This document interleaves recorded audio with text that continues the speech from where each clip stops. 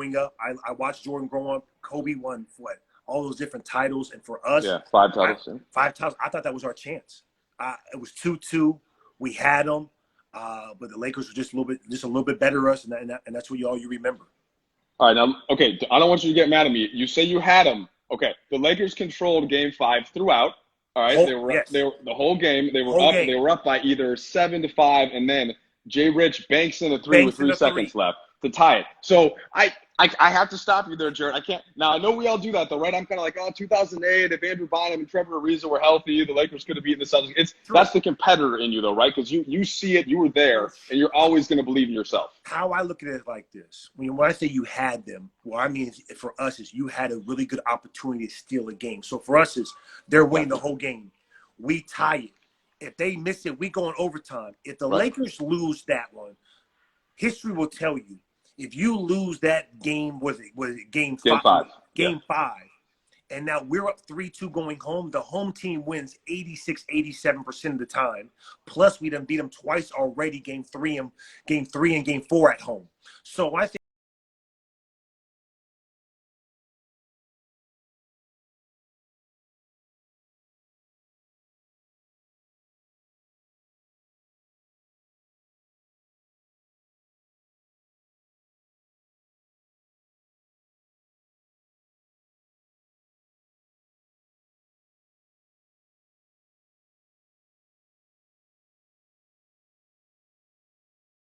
On Slovenian crime there. That sparks you guys. Dragic goes on an 8-0 run, and then they have to get back in the game, and that's when Kobe comes in and he hits those shots in front of Alvin Gentry, including Channing Frye, who's 7 foot, legit 7 foot, comes over to help on 2 of those shots. Grant Hill's there too, and he just hits him anyway. So it's like, all right, you just got to tip your cap.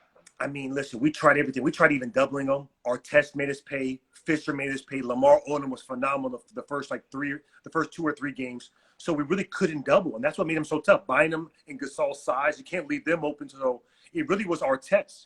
And as you saw, eventually when they won the finals, Boston had the same approach. Let's double Kobe, make it tough for him. And actually, Kobe, Game 7, shot the ball fairly poor. Yeah. It was Artest hitting big shots because he's wide open, and he did that against us in the series. That Game 7 we watched a couple of weeks ago, it was on ESPN, and everybody in that game shot poorly. Like Ray Allen couldn't hit a shot. Paul Pierce couldn't hit a shot. You can just see the legs were dead. And you've experienced that, Jared, by going deep into a playoff series. Once you know everybody's plays also, that makes a difference too, right? Because you knew in that sense what the Lakers wanted to do. It was just a question of, can you stop it anyway? All right. That's why superstars get paid the big money. Kobe, play or no play, he's going to get the ball, get to his spots, and shoot over you. The question is, can you make it tough for him? We tried to. We didn't do a good job. And so that's why usually the best teams, the best superstar players, that's why for us, we want this season hopefully to continue. Hopefully it's safe and stuff like that, because we feel that we have the best 2 players in the NBA. And you could debate and argue that. But at the end of the day, you got to beat the Lakers 4 times. We have LeBron and AD, and they had Kobe and Pau Gasol. And at that time, those 2 players, Kobe for sure was better. You could debate the Powell and Nash at that time, but they both were all-stars.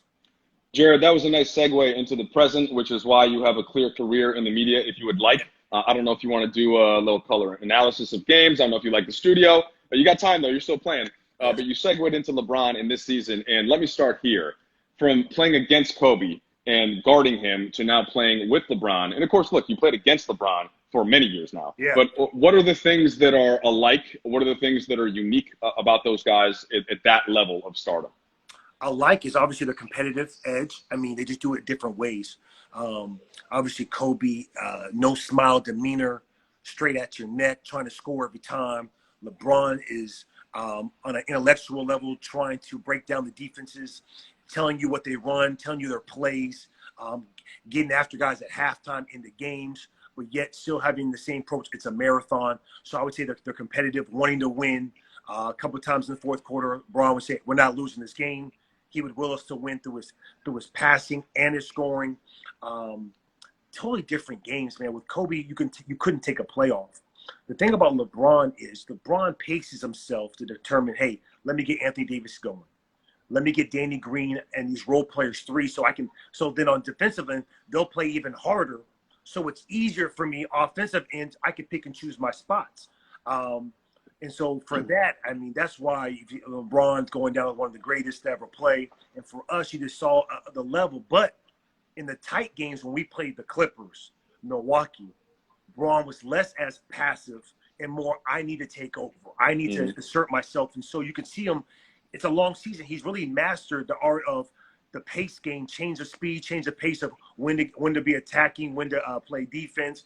And that's why we're at number one. So this is something since the season was suspended, of course, and Jared, we're all waiting to find out what happens if the league is going to be able to continue, if just society is, given what's going on. Right. And there's been a lot of questions about, all right, rhythm-wise, you guys were in such a great rhythm building up, right? You just beat Milwaukee. You just win this game against the Clippers. LeBron's body seems to be peaking just at that right time going into the postseason. So in that sense, you could consider it maybe a disadvantage in that you guys were peaking like that. However, you also came together so quickly this season under Frank Vogel and the new coaching staff, and you guys have so many vets like yourself that know how to play. You know, maybe that's an advantage over a team that doesn't think the game the same way. So how would you I guess bridge that gap between what a layoff like this does for the rhythm specifically for this Lakers team? I would say naturally, when the younger you are, you can recover faster. So naturally, you just think of that. Even LeBron said this is when his body used to be playing, and it peaks later on. That's just because the older you get, you know how it is with your car. You got to take it in for a tune-up, put the oil in, then drive around. So for us, I'm not going to say it's a disadvantage because at the end of the day, we know what we have to do. We just have to be healthy. So when you get this long layoff, it's not even the basketball gym you miss. You miss the trainers working on your body every day because we can't afford to have an injury, especially LeBron or AD, and especially how crucial in these playoffs it's going to be, hopefully. But for us, it's a no excuse. It's a no excuse mindset. We know that at the end of the day, if we play, it's going to be late June, early July. We'll have a month or two to get ready. You'll have an extra 2, 3, 4 weeks before you get to the main series. And obviously, you can't take anyone lightly with this because you just never know if it's a shortened playoff, whatever. But I like our chances as good as anyone. Clippers included, Milwaukee included. We have guys that want now from a mindset. Guys know that we could have a season. Guys are working, and they're working smartly and safely, but we're working. Yeah, I mean, so before the season started, and I thought I picked the Lakers to win the title for some of the reasons that you're saying. I thought that if with all else even, if everybody's healthy, late in games, LeBron James can always get your team a good shot. Yes. Always, whether it's himself or somebody else. And defensively, AD plus LeBron, if you watch LeBron in the past defensively, I think the most famous one, for example, the chase down block against Iguodala, but he's running over, he's protecting the rim from the weak side in those tight games. So that plus the savvy vets around those two, I still think that's the best duo with the vets who know how to complement it. And so, to me, sometimes it is that simple. If all else is even and the teams are close, sure, we could see the Bucks or the Clippers, a couple other teams be there. But I still think LeBron and AD are that top 1-2 duo. For sure. I think it's clear cut. I think after that, you could obviously go with Kawhi, Paul George there. Giannis, Chris Middleton's not to that level. They have chemistry. Our chemistry happens so fast. That's one thing about the Clippers is adding so many different players. Will that hurt them going forward? And for us, we relied on our defense. We've been a top 5 defense the whole year. That transitions playoffs. You don't get worse than that. If anything, you get better because of scouting, film, knowing people's plays. And then you look at how many all first-team defense. Dwight, Rondo, Danny Green, Avery Bradley, LeBron, AD. You got 6 guys that made an all-defensive team. And then, people know it's like, hey, we're not – some guys aren't in their prime, maybe AD, and some guys Kuzma hasn't hit it yet. So we know time's of the essence. So our antennas are heightened. We're ready to go. And we were having the most fun. I was having, 34 years old. I was having the most fun I've ever had in my NBA career, having fun with these guys, dinners, the jokes. Or if you guys could see the memes and stuff that goes on our group chat, you guys will be dying laughing. And so that's why I wanted to come on here, IG Live. I wanted to give you guys insight because I know there's no Laker player that's going to give you more information than me. I'll tell you that right now. And you can see him right now on your screen, guys. Yes. If you're following the Lakers, follow Jared. It's at Jared Dudley 10. Now, it's different from his Insta handle, or excuse me, his Twitter handle, which is Jared Dudley 619. I tried to get 619, but I think someone already had it, so I'm going to have to talk to Instagram and get my handle changed. But for right now, Jared Dudley 10. And is that the San Diego area code? 619 is the San Diego area code. 10 is obviously a Laker number. Okay, got you. So, Jared, let me move back to that group chat then. Now, you're only going to tell us what you can tell us. Yeah. But who's the most active? Who's the funniest? Who's piping up the most? Who's like, how many messages are you waking up to on certain days? Who's got the best meme game? Take me inside the Lakers group chat. Most active, Kuzma, myself, LeBron. Those are three most active. Best meme game, LeBron. I mean, listen, you think this man would have more things to do, all the businesses he owns. Best meme game. What's an example? What's an example of a? Huh? Oh, okay. What's an example of a good LeBron meme? Example of a good LeBron meme. I'm trying to think of one he had during the quarantine and just basically losing his mind and a guy just pulling his hair out. It helped that. It was like week one. It was like, man, we're only in week one, you know, like we just itching to get back out there. The funny ones, I think I had one. I threw a video. I told everyone, send your best dunk video. And so I did one of me dunking in the game. Yes, I used to dunk at one point in time. And then Cousin started sending videos of every Laker player he dunked on. Myself, Danny Green, I think AD was in one, JaVale was in another. So, you know, Cousins is bored, so he got to be making chippy. But no, man, it's always something that's going on. You know, it's information, it's clowning, checking on. And to be honest with you, I've been on, I think, 5 or 6 NBA teams, by far the most vocal, communicating type team I have, and I love it, man. Love it. So let's focus in a little bit. By the way, Taylor Horton-Tucker is on the stream right now. Your rookie, shouting you out. Jared, I don't know if you can see him on there. I can't. You know, I'm new to Taylor. It's my IG live debut, brother. Follow me. All right, there you go. So Kuzma, I've seen a lot on his Insta lately. Jared, a lot of outfits that he's wearing around the house. I believe you got a new dog, got a new puppy. What's your just weigh in on Kuz and his Insta game as you are now new to this platform? You know what? Kuz is a trendsetter. He is the definition of that. He's I love his fashion. He's out there. Mm-hmm. And when you're a trendsetter, you're gonna have some blips. You're gonna have some people make fun of you. Russell Westbrook's like that, Cam Newton, but he goes out there. I will leave the dye hair alone. I think he's good to go back to normal of that way. We only know Rodman's. We definitely listen for the fans out there. We clown him, he clowns us. It's all fun and games and love. The puppy, every single man should have that. I have something companionship. So if you don't have a boy or girlfriend or something, a puppy's fine. But Kuz, first Kuz is one of the closest persons I'm tight with on the team. One of the reasons why I'm here is for Kuz mentorship. I've had people like Booker I've mentored, Giannis, John Wall, Bradley Beal, last year D'Lo. Mm-hmm. And so for me, I'm close. We want to watch film on clips before. We talk about it during the timeouts. I talk to him the most after games. If he's struggling, when he balls, I'm here for that. So, man, Kuz game, Instagram. I told him me and Kuz are going to do an IG live coming up here, too. I'm going to jump on his with his followers. Excellent. Yeah. Take some of that. Take some of that Puma game. So that was one of the things, Jared, I appreciated when you came in on Media Day. You didn't wait. You said right from the start, look, I want to help Kuz. So he's the guy on this team. Yes.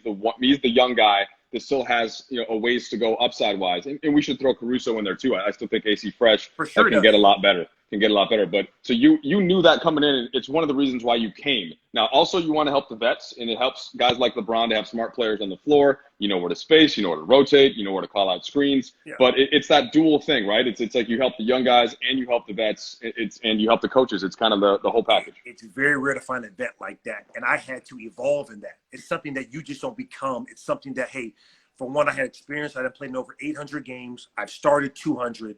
I've come off the bench. I played with superstars, Shaq, Nash, Chris Paul at one point in time. And I've also played with young teams. I was the oldest on the team with Giannis. I gave up my starting spot for Giannis to start. I used to start over Giannis when JQ was the head coach with Bradley Beal and that. And so with Kuz, his development is more the mental side of knowing that he has the physical tools. It's knowing when to use it, when to be the right places defensively, use your length in that. And so that for me to him was, hey, who better for the Lakers to have on their team to be that bridge of when AD and Bron want to get something into Kuz on the right way, for me to be able to tell him in a high IQ way, but yet way for make him not to bring him down, but to uplift him to get to what we need. As you see, when Kuz starts, he averages like 20-something points. It's hard for a young guy playing on a young team than to come and play with LeBron and AD and now come off the bench, get less minutes and less shots. And he's handled it perfectly. He's been up and down. His defense has gotten totally better. His offensive rebounding has gotten better. And you also saw his decision-making. So I expect big things from Kuz down the stretch, because that's the last 20 games he was going to play more than ever. Yeah, I mean, people would ask me, hey, what's going on with Kuz? I see his scoring's down. I said, I can answer this question very simply. He's got 2 All-NBA first-team forwards playing on his team. So instead of playing 33 games, playing 33 minutes a game like he did last year and taking 16 shots, he's playing 24 minutes and taking 10 shots. That's it. That's a big difference, right? That changes everything. Just look at his starting numbers. If he started at power forward and we move AD to the center, and with Bron, he's averaging 17, 18. But for our team to be a championship winner, we needed to develop Dwight Howard's size to protect the paint. We need Kuz to be that 6-man punch. And so we were just trying to find the rhythm. And sometimes it takes a while, because if AD is hot, he goes right back in there. And so that's all it was. We were just trying to find the niche, and he was doing a good job of it, man. Kevin Love defense was better this year for Kuz, I thought. Way better. He struggled early on. He had a huge breakout guard in Westbrook. He did a good job of rotating over. His fouls were down.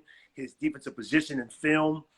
His offensive rebounding, when he wasn't getting the ball, he went to get off the glass. He started pushing it more. With that, turnovers came, but it was something that we were trying to develop. So by playoff time, it added an extra option for us. And Kuz will be 10 times better next year than he is this year. Let me stick on AD for a minute, Jared. I don't remember where I saw this, but you did an interview and you gave an answer about AD that I thought was really incisive. And let me I want to make the point like this. So there have been a couple of games where we've seen AD go to that next level, dominant level, but he hasn't had to offensively that much because you guys have been so good defensively and because LeBron's able to control things so far. But I think back to the Pelicans series against Portland, when AD had to play that way every night. And I think that he still, he had that level that he was going to go up to when you guys needed it in the postseason. And I'm just not sure people realize how dominant, when he's aggressive and he wants to get to the rim, there isn't that much you can do, is there? I mean, you got to highlight the Denver game. You got to highlight New Orleans game, when he hit the 40, 50 balls. The Memphis game, I think he had 50 or close to that. The free throw attempts, the 27 free throw attempts. Yes, it's for sure. And so, and that's a team we were going to play first round most likely. So, superstars, and their minutes would actually go up in the playoffs. He would get even more because they're going to scout us. And hey, listen, we only got about 7-8 plays. It ain't that hard to figure out our plays. Everyone knows it, but it's the personnel with it. And so, guys like AD and Bron, their numbers are going to go up. And defensively, you're right. We play 11 guys, so we have that. We get up. Sometimes we get up by 20. We take our foot off the gas pedal. He sits out. He gets stiffened up. There's none of that coming in the playoffs. He's going to get a quick a breather, 3-4 minutes, right back in there. I expect huge things for Anthony Davis. I expect even career numbers even next year, because now he's had a year under the system. LeBron might even take a little step back to give the reins even more to him. But defensively, best defensive player I played with, and offensively has the most potential. Sky's the limit for him, and I expect huge numbers for him if we continue the season. We want to welcome everybody once again hanging out on the Lakers feed with Jared Dudley. Jared is new to Insta. He is already verified. 1-day verification. That means you got star power or good looks or something. It's one of those things.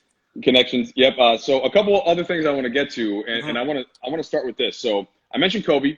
You guarded him early in your career.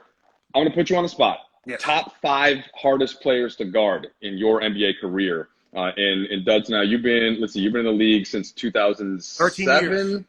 Yeah. 2007, 08 was your first season, right, in Charlotte? Yes. Yeah. Yep. I'm going to go like this. I'm going to go 1, Kobe, 2, Durant, 3, LeBron, 4, Tracy McGrady, and 5, I'm going to go with, I know I'm missing someone dominant. Who else is at 5? I caught AI in the back end. It was the end of Denver, beginning of that. So I don't want to put him up there. If it would have been early AI for sure.